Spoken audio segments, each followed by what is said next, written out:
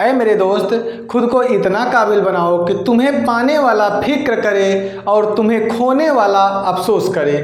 साथियों, ज़िंदगी में अगर सक्सेस होना है तो वक्त की कदर करना सीखो। कामयाबी हाथों की लकीरों में नहीं, माथे के पसीने में होती है। भगत सिंह ने कहा, इस कदर वाकिफ़ है मेरी कलम मेरे जज्बातों से, अगर इश्क लिखना भी चाहूँ तो इनकलाब लिख जाता हूँ। भगत सिंह ने कहा, जिंदगी तो सिर्फ अपने कंधों पर जी जाती है, दूसरों के कंधे पर तो सिर्फ जनाजे उठाए जाते हैं।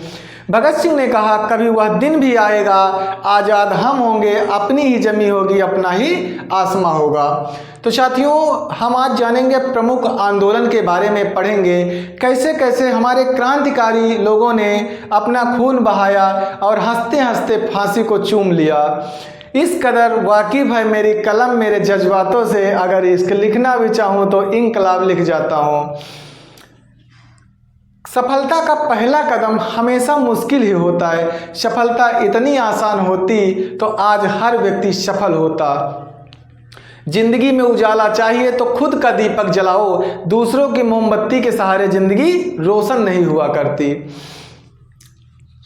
जिंदगी में अगर सक्सेस होना है तो वक्त की कदर करना सीखो। कामयाबी हाथों की लकीरों में नहीं, माथे के पसीने में होती है। वक्त सबको मिलता है जिंदगी बदलने के लिए, पर जिंदगी दोबारा नहीं मिलती है वक्त बदलने के लिए। समय हर समय को बदल देता है, बस समय को थोड़ा सा समय चाहिए। जिंदगी छोटी नहीं होती मेरे भाई, लोग जीना ही देर से शुरू करते हैं। जब तक जिंदगी समझ में आती है तब तक आधी उम्र समाप्त हो चुकी होती। तो साथियों, मेहनत करना है, लगातार प्रयास करना है। ऐ मेरे दोस्त, खुद को इतना काबिल बनाओ कि तुम्हें पाने वाला फिक्र करे और तुम्हें खोने वाला अफसोस करे। तो साथियों, आज हम प्रमुख आंदोलन के बारे में पढ़ेंगे। भारत के प्रमुख आंदोलन। रास्ते कभी खत्म नहीं होते, लोग हिम्मत हार जाते हैं। तैरना सीखना है तो पानी में उतरना ही होगा, किनारे बैठकर कोई गोताखोर नहीं होता है। तो साथियों, संघर्ष में व्यक्ति अकेला होता है, सफलता में दुनिया उसके साथ होती है। जिस पर यह जग हंसा है उसी ने इतिहास रचा है। क्योंकि कोई भी व्यक्ति सफल होगा, उसका अतीत, उसकी मेहनत, उसके लगन होगी। सपने उन्हीं के सच होते हैं जिनके सपनों में जान होती है। पंखों से कुछ नहीं होता, हौसलों से उड़ान होती है। सूरज की तरह चमकना चाहते हो तो सूरज की तरह तपना होगा। मेहनत का फल, समस्या का हल देर से सही पर मिलता जरूर है। जिद चाहिए जीतने के लिए, हारने के लिए डर ही काफ़ी है। रिश्ते और पौधे दोनों ही एक जैसे होते हैं, लगातार भूल जाओ तो दोनों ही सूख जाते हैं। तो साथियों, प्रमुख आंदोलन के बारे में पढ़ेंगे। भारत के जितने भी प्रमुख आंदोलन हैं उनके बारे में हम पढ़ेंगे साथियों। तो सबसे पहले भारतीय राष्ट्रीय कांग्रेस। भारतीय राष्ट्रीय कांग्रेस की स्थापना 28 दिसंबर 1885 में एलन एक्टिवन ह्यूम ने किया। ह्यूम ने 1885 में मुंबई में, कहाँ पे किए?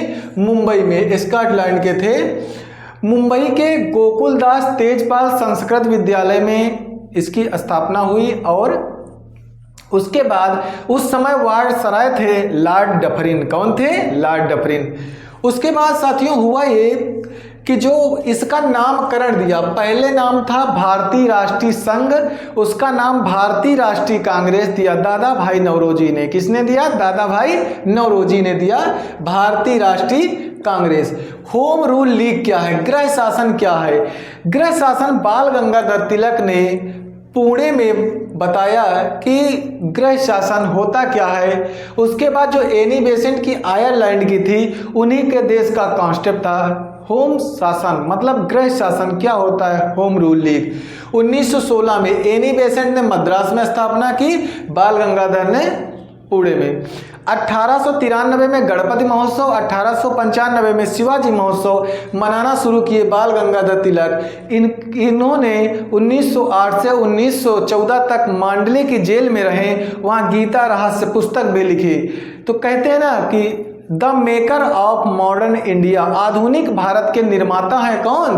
तिलक जी, गांधी जी ने बात कही थी। और उसके बाद जब आगे और बढ़ते हैं तो एक कानून आता है 19 मार्च 1919 को, हम जिसे रोलेक्ट एक्ट के नाम से जानते हैं। रोलेक्ट एक्ट एक काला कानून था, कहते थे कि बिना अपील, बिना वकील, बिना दलील के कानून था। मतलब संदेह के आधार पर किसी को गिरफ्तार कर लो, खूब मारो पीटो, कोई रोक व्यक्ति पूछ भी नहीं सकता है कि न रोक है न टोक है, क्यों पकड़े हो, क्यों ले जा रहे हो, क्या कारण है। ना अपील कर सकते हो, ना वकील, ना दलील। उसके बाद अब देखो क्या हुआ। 9 अप्रैल 1919 को रामनवमी का त्यौहार आया। हिंदुओं का सबसे बड़ा त्यौहार माना जाता है रामनवमी। रामनवमी के त्यौहार में डॉक्टर सत्यपाल और सैफुद्दीन किचलू दो महान लीडर थे। महान लीडर होने के साथ साथ पूरी भीड़ को एकजुट किए थे और उस पर बिना, क्योंकि रोलेक्ट एक्ट था, उसी के संदेह के आधार पर 10 अप्रैल 1919 को डॉक्टर सत्यपाल और सैफुद्दीन किचलू को अलग अलग समुदाय, अलग अलग धर्म के लोग थे, लेकिन क्या हुए, गिरफ्तारी कर लिए। अंग्रेजों ने गिरफ्तार कर लिया। कहा क्यों, रोलेक्ट एक्ट के अनुसार गिरफ्तारी हो रही। तो इन लोगों ने विरोध किया, लेकिन सुनने वाली अंग्रेज सरकार कहाँ थी। तो साथियों हुआ ये कि 13 अप्रैल 1919 को अमृतसर में जलियांवाला बाग में एक हत्याकांड जो हुआ, वहां पर बैसाखी के त्योहार पर मेला लगता था। भीड़ इकट्ठा होती चली गई। जनरल ओडायर ने गोली चलाने का आदेश दिया।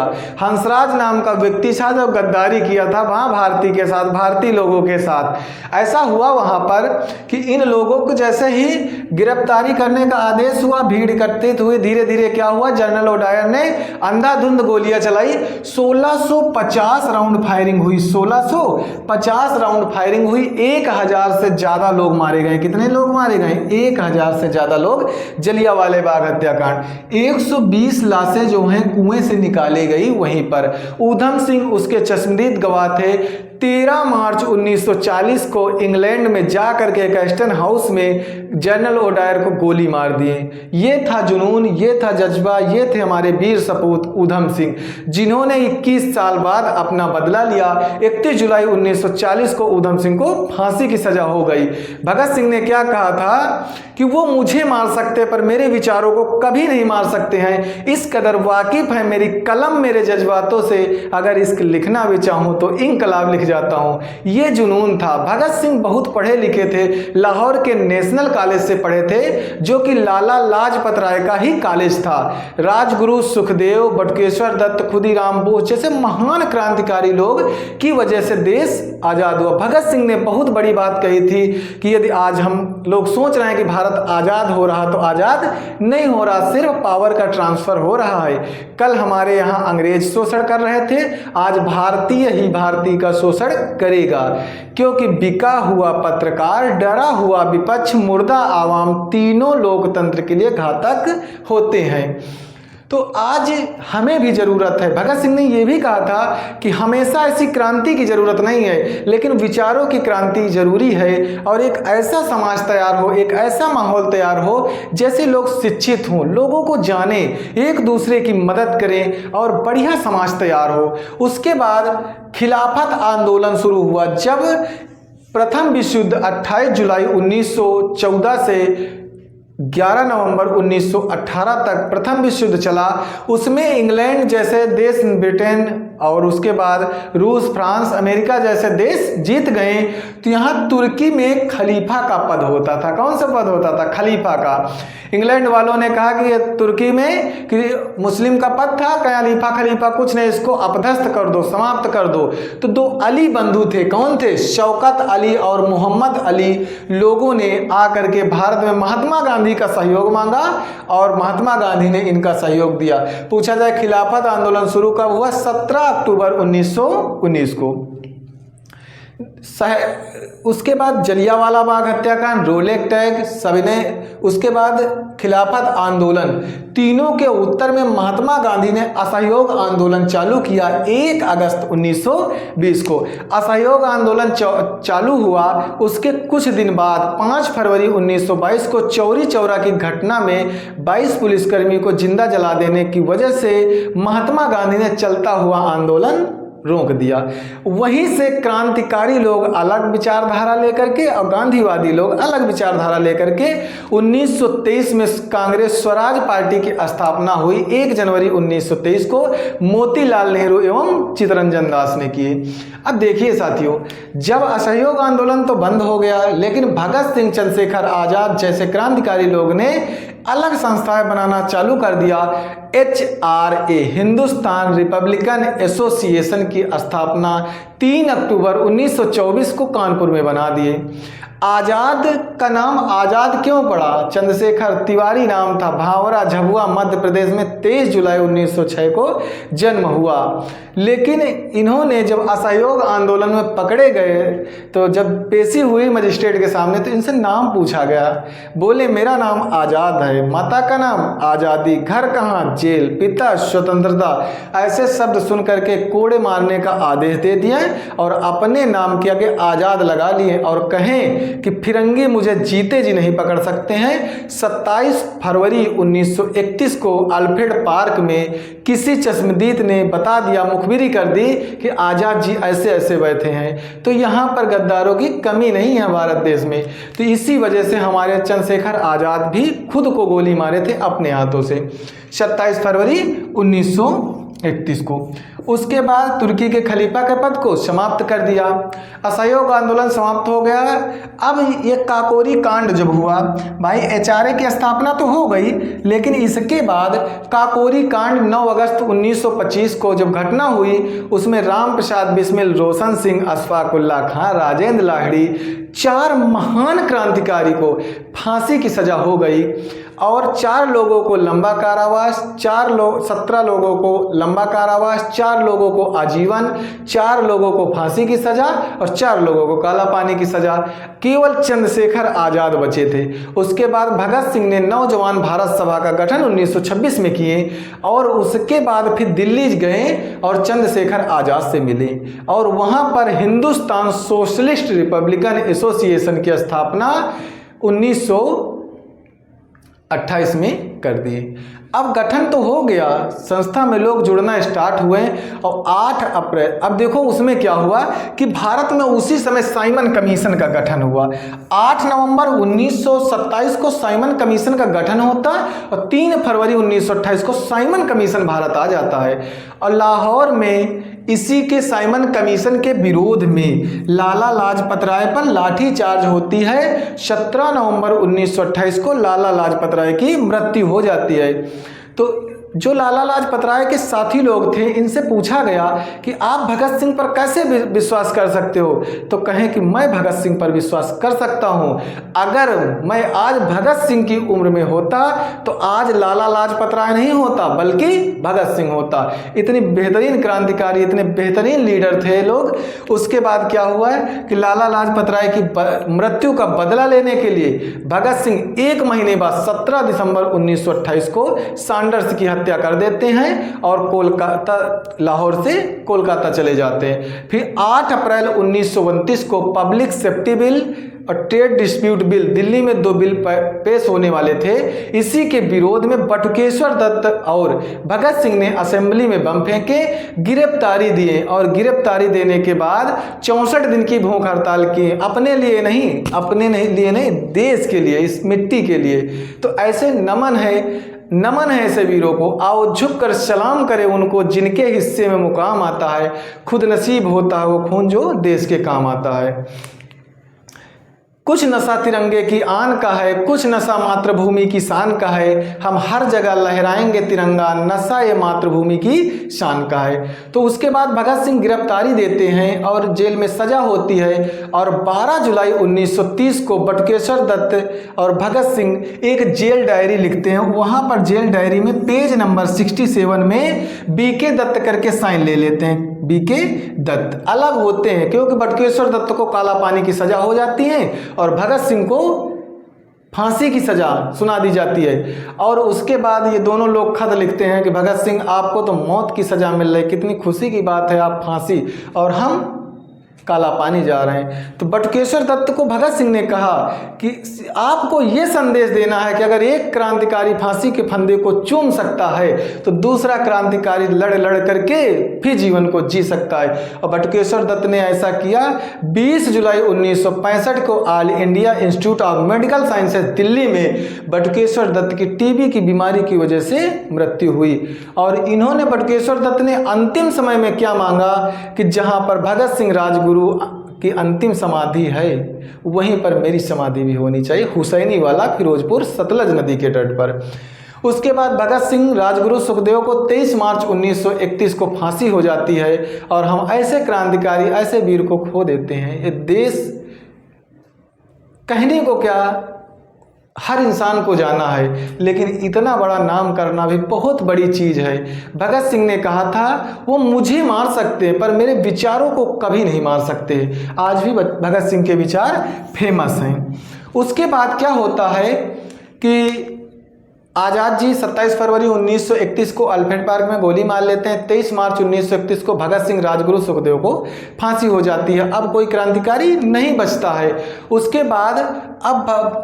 बाद आते हैं नंबर महात्मा गांधी जी क्या करते हैं कि दांडी यात्रा चालू करते हैं। 12 मार्च 1930 को 11 सूत्री मांगों को लेकर के, किसानों के हित की बात थी, पूंजीपति के बात थी, मजदूरों के हित की बात थी, तो सबके हित की बात करने के लिए 11 सूत्री मांगे रखें। कितने सूत्री मांगे? 11 सूत्री मांगे रखें। लेकिन उसके बाद कहें अगर मांगे मान लोगे तो ठीक है, नहीं हम सविनय अवज्ञा आंदोलन की शुरुआत करेंगे। असहयोग मतलब होता है हम सहयोग नहीं करेंगे, अवज्ञा मतलब आज्ञा भी नहीं मानेंगे। आप कोई कानून बनाओगे, मैं नहीं मानूंगा, ये कहना गांधी जी का था। 24 दिन बाद डेली 10 मील चलते थे। जिस गांव से निकले गांधी जी, कहें अच्छा हमारे फेवर में बात गांधी जी ने किए। लगते लगते लोग केवल 78 अनुयायियों के साथ चले थे। 78 लोग थे और एक अमेरिकी पत्रकार वेब मिलर थे। और 24 दिन लगातार 10 मील चलते गए, यानी 240 मील चले। 240 मील चले, लगभग 385-90 किलोमीटर के लगभग चले। और उसके बाद सुबह 6 अप्रैल को पहुंचते हैं और वहीं नमक, इनमें से 11 सूत्री मांगों में से नमक को उठाते हैं और कहते हैं मैं नमक कानून को नहीं मानता हूं। और यहीं से सविनय अवज्ञा आंदोलन की शुरुआत हुई 6 अप्रैल 1930 को सुबह से। उसके बाद गांधी जी ने देखा कि आंदोलन ठीक ठाक चल रहा है। फिर उसके बाद गांधी इरविन समझौता 5 मार्च 1931 को हुआ। अब 31 को गांधी इरविन समझौता तो हो गया, तो गांधी जी से कहें कि आप ऐसा करो कि लंदन चले जाओ। गोलमेज सम्मेलन है, पहला गोलमेज सम्मेलन 12 नवंबर 1930, दूसरा गोलमेज सम्मेलन 7 सितंबर 1931, तीसरा गोलमेज सम्मेलन 17 नवंबर 1932 को। तीनों गोलमेज सम्मेलन में भीमराव अंबेडकर एक अकेले व्यक्ति थे जाने वाले। वहाँ के इंग्लैंड के प्रधानमंत्री थे रैमजे मैकडोनाल्ड। तो ये गए और गांधी जी ने अपना आंदोलन बंद करके 2-3 गोलमेज सम्मेलन में गए, लेकिन हाथ कुछ नहीं आया। खाली हाथ गए थे, खाली हाथ चले आए, कुछ हाथ नहीं लगा। उसके बाद हुआ क्या कि सविनय अवज्ञा तो बंद हो चुका था। अब पूना पैक्ट हुआ। पूना पैक्ट समझौता 24 सितंबर 1932, कहीं 25 सितंबर 1932 में मिल जाता है डेट। पूना समझौता मदन मोहन मालवीय और अंबेडकर जी की साइन है और गांधी जी की सारी बातें हैं। यरबदा जेल में इन्होंने अनशन किया था। उसके बाद सारी चीज़ें धीरे धीरे फेवर में। उसके बाद अगस्त क्रांति हुई। उसका भी कोई असर नहीं पड़ा। क्रिप्स मिशन आया, उसका भी कोई असर नहीं पड़ा डोमिनियन स्टेट का दर्जा मांगने के लिए, क्योंकि 1929 में हम लोगों ने पूर्ण स्वराज की मांग कर चुके थे। तो साथियों ये सारी चीज़ें होती चली गई। अंत में 8 अगस्त 1942 को हम लोगों ने, महात्मा गांधी ने निर्देश दिया कि अब बात बैठ जाने से बात नहीं बनेगी, अब क्रांति की चिंगारी जलानी पड़ेगी, तभी कुछ देश के हित में काम हो सकता है। तो इन्होंने 70 मिनट का भाषण दिया। कितने मिनट का? 70 मिनट का। अगस्त क्रांति मैदान दिल्ली, ग्वालियर टैंक मैदान दिल्ली, 70 मिनट का भाषण 8 अगस्त 1942। सेना को निर्देश दिए, आप अपने भाइयों पर गोली नहीं चलाओगे, आज़ादी की अंतिम लड़ाई है, आज़ादी की अंतिम लड़ाई है। और नेताजी सुभाष चंद्र बोस जो हैं, उन्होंने आज़ाद हिंद फौज का गठन करके मणिपुर इंफाल के क्षेत्र में उनकी सेनाएं आ गई थी। उसके बाद ऐसा हुआ, 70 मिनट के भाषण में इतना मोटिवेट कर दिए कि ऑपरेशन जीरो हावर रात को 12 बजे चलाएं। जितने बड़े बड़े लीडर थे उनको नज़रबंद कर दिए, जेल में डाल दिए। सुबह जनता को निर्देश मिल ही चुका था, जैसे उठा देखे कि कुछ नहीं, माहौल में कुछ है ही नहीं। कोई सुबह बड़ा नेता, अपने से बीच में एक नेता बना लिए। चलो ट्रेन की पटरियां उखाड़ना शुरू कर दिए। उसके बाद तिरंगा झंडा फहराना शुरू कर दें, यूनियन जैक को उतार करके। ट्रेन की पटरियां उखाड़ना, स्टेशन भवन हर जगह अपना, मतलब ऐसा लग रहा है कि आज़ादी मिल ही जाएगी।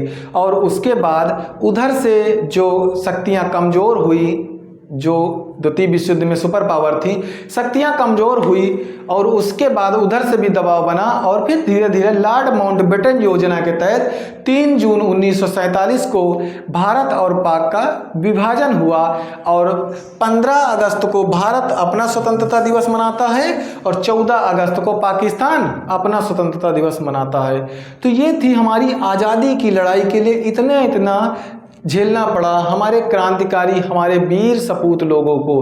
अब क्योंकि ऐसा माहौल बना दिया गया था कि भगत सिंह ने कहा, इस कदर वाकिफ है मेरी कलम मेरे जज्बातों से, अगर इसक लिखना भी चाहूँ तो इनकलाब लिख जाता हूँ। जिंदगी में जो हम चाहते हैं वो आसानी से नहीं मिलता, लेकिन ज़िंदगी का सच भी यही है, हम भी वही चाहते जो आसान नहीं होता। ज़िंदगी में चाहे 10 बार फेल हो जाओ, चाहे 100 बार फेल हो जाओ, लेकिन कसम खा लो कि आम आदमी बनकर नहीं जीना। कभी हारने का इरादा है तो उन लोगों के बारे में सोच लेना जिन्होंने कहा तुम्हारे बस का नहीं है। 20 से 25 की उम्र में तुम्हारे सपने तुम्हें सोने न दें तो समझो कि तुम जिंदा हो। इस उम्र में तुम चैन की नींद सो रहे हो तो पता नहीं क्यों जिंदा हो। जिंदगी में अगर कामयाब होना है तो बहानों का हवाला तो छोड़ना ही पड़ेगा। अगर आप बहाने बनाते हो तो जिंदगी में कभी कामयाब नहीं हो सकते। जो लोग कामयाब होते हैं उनके हिस्से में कभी बहाने नहीं आते।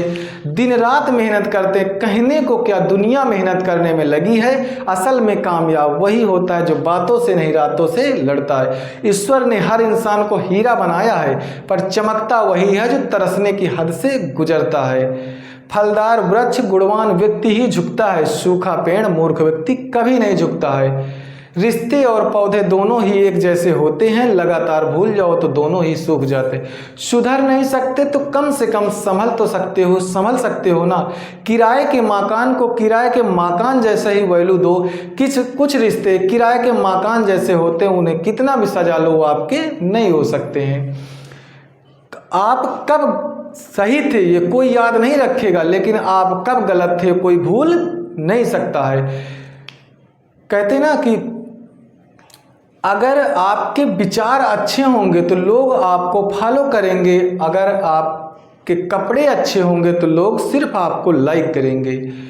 जिंदगी में कोई भी काम हो कठिन नहीं है, वो आपकी सफलता से बढ़कर के नहीं हो सकता है। जिंदगी में उजाला चाहिए तो खुद का दीपक जलाओ, दूसरों की मोमबत्ती के सहारे जीवन रोशन नहीं हुआ करता।